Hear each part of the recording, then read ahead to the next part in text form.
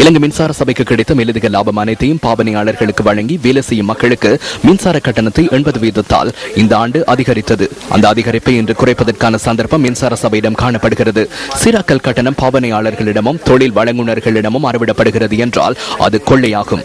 எமது பழைய கடன்களை செலுத்துவதற்காகவே தாம் மின்சார கட்டணத்தை அதிகரிப்பதாக மின்சார சபையின் தலைவர் கூறியிருந்தார்.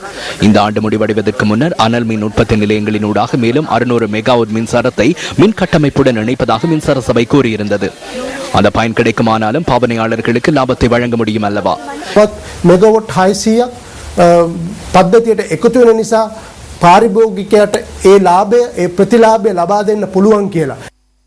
எரிபொருள் சீராக்கல் கட்டணம் தொடர்ந்து மின்சார பட்டியலில் இணைத்துக் கொள்வதற்கான காரணம் குறித்து மின்சாரத்துறையின் பிரதிநிதியான பொது பயன்பாட்டு ஆணைக்குழுவிடம் நாம் வினவினோம்.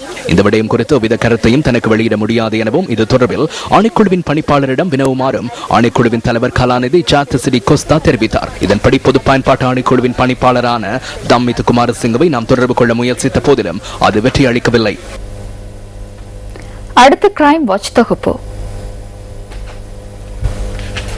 வத்தளை பிரதேச சபை தலைவரின் வீட்டின் குளியலறைக்குள் இருந்து கைகால்கள் கட்டப்பட்ட நிலையில் நபர் ஒருவரின் சடலம் கண்டுபிடிக்கப்பட்டுள்ளது. அந்த வீட்டில் பணியாற்றிய 76 வயதானவரை இவ்வாறு கொலை செய்யப்பட்டுள்ளதாக போலீஸ் ஊடக பிரிவு தெரிவிக்கின்றது. வைபவம் ஒன்றில் கலந்து கொள்வதற்காக பிரதேச சபை தலைவரும் அவரின் மனைவியும் நேற்றிரவு புறப்பட்டு சென்றிருந்த சந்தர்ப்பத்தில் இந்த கொலை சம்பவம் இடம்பெற்றிருக்கலாம் என போலீசார் சந்தேகிக்கின்றனர். மாத்தறை ஆராய்ச்சிலாகிய ஜெயமான் என்ற வயோதிபரை இவ்வாறு கொலை செய்யப்பட்டுள்ளதாக போலீசார் கூறினர். வத்தளை கரவலப்பிட்டியைச் சேர்ந்தவர் என எமது பிராந்திய செய்தியாளர் தெரிவிக்கின்றார். கொலை தொடர்பான நீதவான் விசாரணைகளின் பின்னர் சடலம் பிரேத பரிசோதனைகளுக்காக ராகம வைத்தியசாலைக்கு கொண்டு செல்லப்பட்டுள்ளது.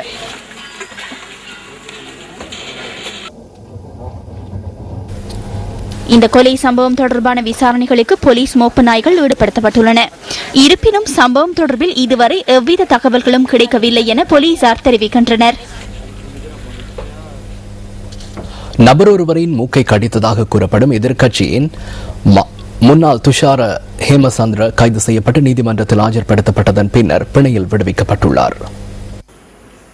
அத்தனகல பகுதியில் நேற்றிரவு இடம்பெற்ற நிகழ்வொன்றில் ஏற்பட்ட வாய்த்தர்க்கம் வலுவடைந்ததை அடுத்து இந்த சம்பவம் நேர்ந்துள்ளதாக போலீசார் தெரிவித்தனர்.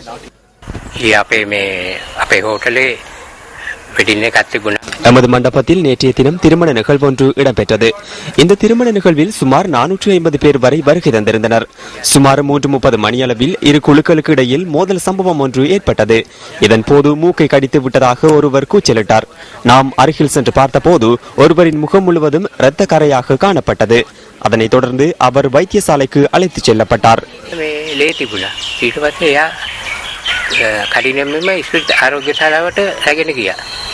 மூக்கு கடிக்கப்பட்டதாக கூறப்படும் நபர் வத்துப்பிட்டிவல வைத்தியசாலையில் அனுமதிக்கப்பட்டுள்ளதுடன் சந்தேக நபர் இன்று அதிகாலை நித்தம்புவ போலீசாரினால் கைது செய்யப்பட்டிருந்தார். கைது செய்யப்பட்ட சந்தேக நபர் நீதிமன்றத்தில் ஆஜர்படுத்தப்பட்டதை அடுத்து 5 லட்சம் ரூபாய் சரீர பிணையில் விடுவிக்கப்பட்டுள்ளார். பிணை தொகை செலுத்தப்படும் வரை சந்தேக நபர் போலீஸ் பாதுகாப்பின் கீழ் வத்துப்பிட்டிவல வைத்தியசாலையில் அனுமதிக்கப்பட்டுள்ளார். சட்டவிரோத நிர்மாண பணியொன்று முன்னெடுக்கப்படுவதாக குற்றம் சுமத்தப்பட்டு கைது செய்யப்பட்ட சிலாபம் பகுதியைச் சேர்ந்த பெண் பதில் நீதவான் முன்னிலையில் ஆஜர்படுத்தப்பட்டு 1000 ரூபாய் சரீர பிணையில் விடுவிக்கப்பட்டுள்ளார். போலீசாரின் நடவடிக்கை காரணமாக தனக்கும் தனது 2 பிள்ளைகளுக்கும் சிரமங்களை எதிர்நோக்கியுள்ளதாக அந்த பெண் தெரிவிக்கின்றார். இது தொடர்பான விரிவான தகவல்களை எமது அடுத்த பிரதான செய்திகளில் எதிர்பாருங்கள். 1919 என்ற அரசு தகவல் கேந்திர நிலையத்திற்கு அழைப்பு ஏற்படுத்துவதன் மூலம் தபால் மூல வாக்களிப்புக்கான விண்ணப்ப படிவங்களை நிரப்புவதற்குரிய தகவல்களை பெற்றுக்கொள்ள முடியும் என தேர்தல்கள் செயலகம் தெரிவித்துள்ளது. எதிர்வரும் மாகாண சபை தேர்தலின் போது தபால் மூலம் வாக்களிப்பதற்கு தகுதியுடையவர்கள் 1919 எனும் இலக்கத்திற்கு அழைப்பு ஏற்படுத்தி தேசிய அடையாள அட்டை இலக்கத்தை வழங்குவதன் மூலம் தேவையான தகவல்களை பெற்றுக்கொள்ள முடியும் என பிரதி தேர்தல்கள் ஆணையாளர் MM முகமது குறிப்பிடுகின்றார். தபால் மூல வாக்களிப்புக்கான விண்ணப்பங்களை ஆகஸ்ட் மாதம் 2ஆம் தேதிக்கு முன்னர் அந்தந்த தெரிவத்தாட்சி அதிகாரிகளுக்கு அனுப்பி வைக்க வேண்டும் என்றும் அவர் கூறினார். தடை செய்யப்பட்ட மரபு ரீதியான முறைமைகளை பயன்படுத்தி மீன்பிடியில் ஈடுபடுகின்ற மீனவர்களை கைது செய்வதற்கான நடவடிக்கைகள் முன்னெடுக்கப்பட்டுள்ளதாக கடற்றொழில் திணைக்களம் குறிப்பிடுகின்றது.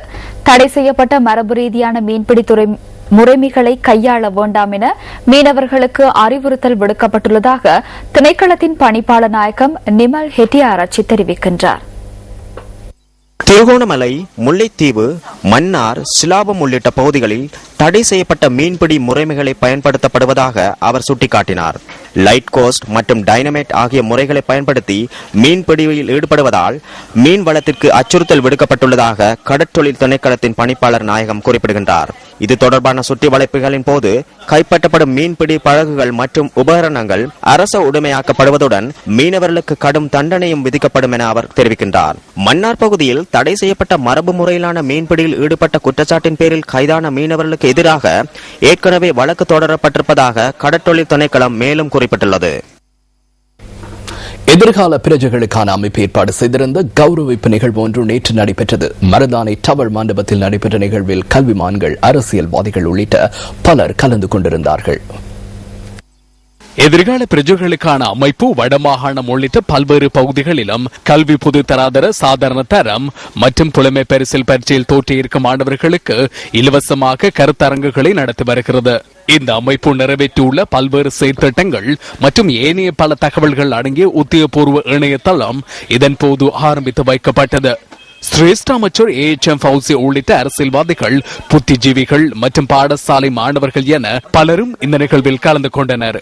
அத்துடன் எதிர்கால பிரஜைகளுக்கான அமைப்பில் நீண்ட காலம் பணியாற்றிய ஆசிரியர்கள் இதன் போது கௌரவிக்கப்பட்டதுடன் திறமைகளை வெளிப்படுத்திய மாணவர்களும் கௌரவிக்கப்பட்டனர். இந்த கல்வி நிறுவனத்தை ஆரம்பித்து இன்று சுமார் 35 ஆண்டுகள் ஆகிறது. இந்த செமினார் நடப்பதற்கு ஒரு மனிதன் அல்ல, பல மனிதர்களின் கூட்டு சேர்க்கை தான் காரணம். ஒருவரால் தனியே செய்ய முடியாது. கொழும்பு சம்மாங்கோடு ஸ்ரீ கதிர்வேலாயுத சுவாமி தேவஸ்தானத்தின் ஆடிவேல் விழா சித்திரத்தேர் நகர் பவனி வெகு விமரிசையாக நடைபெற்று வருகின்றது.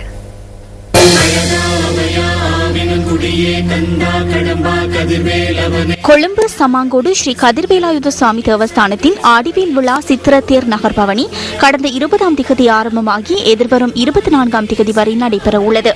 உற்சவத்தின் இன்றைய நிகழ்வுகள் காலை 7 மணிக்கு வழமையான பூஜையுடன் ஆரம்பமாகியது.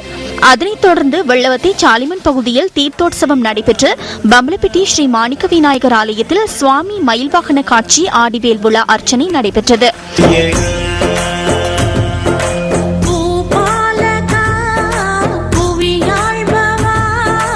11:30க்கு விசேட பூஜையுடன் கதிர்காம கந்தனின் விபூதி பிரசாதம் மற்றும் அன்னதானம் வழங்கப்பட்டு தொடர்ந்து வேல் விழா அர்ச்சனை நடைபெற்றது. இதேவேளை எதிர்வரும் புதன்கிழமை காலை 4 மணிக்கு சித்திரத்தேர் நகர்பவனி நடைபெற உள்ளது.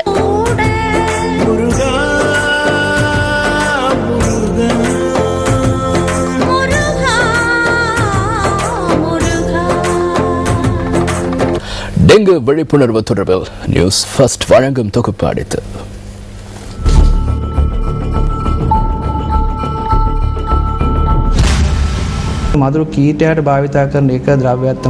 நுளம்பு குடம்பைகளை ஒழிப்பதற்காக பயன்படுத்தப்படும் ஒரு பதார்த்தமே BTI. உண்மையை கூற வேண்டும் என்றால் BTIயினால் பயன் உள்ளது. BTI பிரயோசனமற்றது என அவராலும் கூற முடியாது.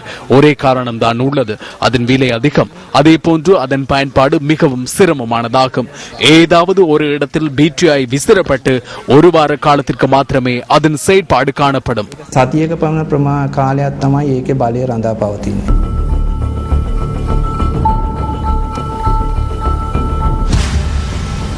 இன்று பத்திரிகைகளில் வெளியான கேலி சித்திரங்களில் இருந்து நாம் தெரிவு செய்த கேலி சித்திரம் அடுத்து.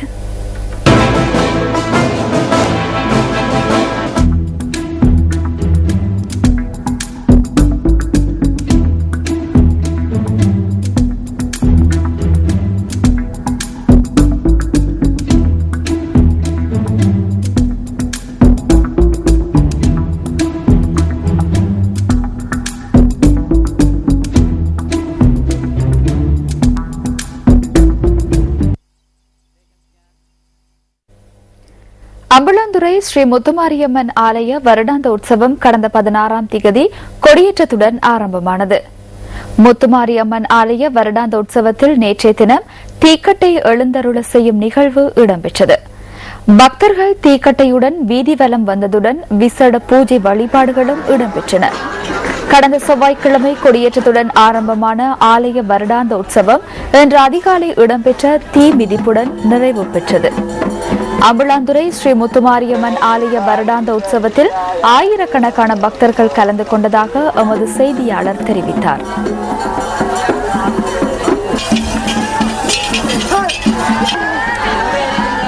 சித்தாலே பலக்பேயாவ இலகுவில் மறக்க முடியாத குடும்ப நிவாரணி. ஸ்வப்னா இலங்கை வர உள்ளதாக அண்மையில் உங்களுக்கு அறிய கிடைத்தது. இலங்கைக்கு வந்திருக்கும் அவரை இன்று இரவு சிரச டிவியினூடாக காணும் வாய்ப்பு உங்களுக்கு கிட்டியிருக்கிறது. කෙනෙක් ගැඟට තීන්ත විසි කලාට ආපස්සට හැරිලයාට උත්තර දුන්නට කිසිම වෙනසක් වෙන්නේ නැහැ. சிரசு டிவி ரசிகர்கள் மத்தியில் இடம் பிடித்துள்ள ஸ்வப்னா இந்தியாவில் ஒளிபரப்பாகும் முதற்தரமான ஒரு குறுந்திரைப்படமாகும். இலங்கையின் ரசிகர்களுக்காக ஸ்வப்னா என தயாரிக்கப்பட்டுள்ள இந்த குறுந்திரைப்படம் கடந்த வெள்ளிக்கிழமை கொழும்பில் வெளியிடப்பட்டது. பல்வேறு சவால்களுக்கு மத்தியில் எழுந்து நிற்கும் ஒரு யுவதியின் கதையாக இது தயாரிக்கப்பட்டுள்ளது.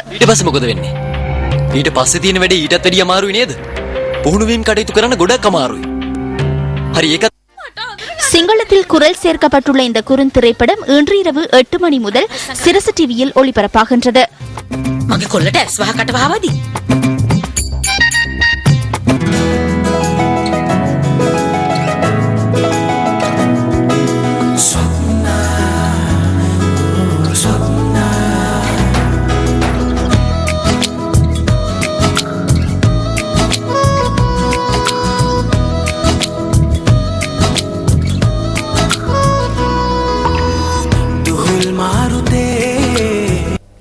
ஆஷஸ் கிண்ண கிரிக்கெட் தொடரின் 2வது போட்டியில் 347 ஓட்டங்களால் இங்கிலாந்து அணி அபார வெற்றி பெற்றது.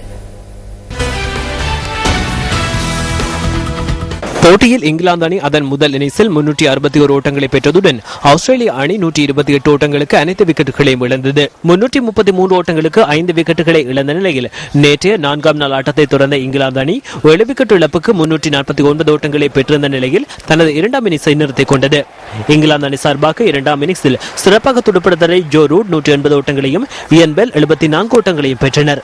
ஆஸ்திரேலிய அணி சார்பாக 2ஆம் இன்னிங்ஸ் பந்து வீச்சில் பீட்டர் சிடில் 3 விக்கெட்டுகளையும் ரோயான் ஹாரிஸ் 2 விக்கெட்டுகளையும் கைப்பற்றினர். 583 ஓட்டங்கள் என்ற வெற்றி இலக்கை நோக்கி தனது 2ஆம் இன்னிங்ஸில் பதிலுக்கு துடுப்படுத்திய ஆஸ்திரேலிய அணி 235 ஓட்டங்களுக்கு அனைத்து விக்கெட்டுகளையும் இழந்து தோல்வியடைந்தது. ஆஸ்திரேலிய அணி சார்பாக 2ஆம் இன்னிங்ஸில் அதிகபட்சமாக உஸ்மான் ஹவாஜா 54 ஓட்டங்களையும் மைக்கேல் கிளார்க் 51 ஓட்டங்களையும் பெற்றுக் கொடுத்தனர். இங்கிலாந்து அணி சார்பாக 2ஆம் இன்னிங்ஸ் பந்து வீச்சில் கிராம் ஸ்வோன் 4 விக்கெட்டுகளை கைப்பற்றியதுடன் ஜேம்ஸ் ஆண்டர்சன், டிம் பிரஸ்னன் மற்றும் ஜோ ரூட் ஆகியோர் தலா 2 விக்கெட்டுகளை வீழ்த்தினர். போட்டியின் சிறப்பாட்டக்காரராக இங்கிலாந்து அணி வீரர் ஜோ ரூட் தெரிவு செய்யப்பட்டார். இத்துடன் நியூஸ் ஃபர்ஸ்டின் 8 மணி பிரதான செய்திகள் நிறைவு பெறுகின்றன. இரவு 10:45 இடம்பெறும் அடுத்த பிரதான செய்திகளோடு மீண்டும் சந்திப்போம். வணக்கம்.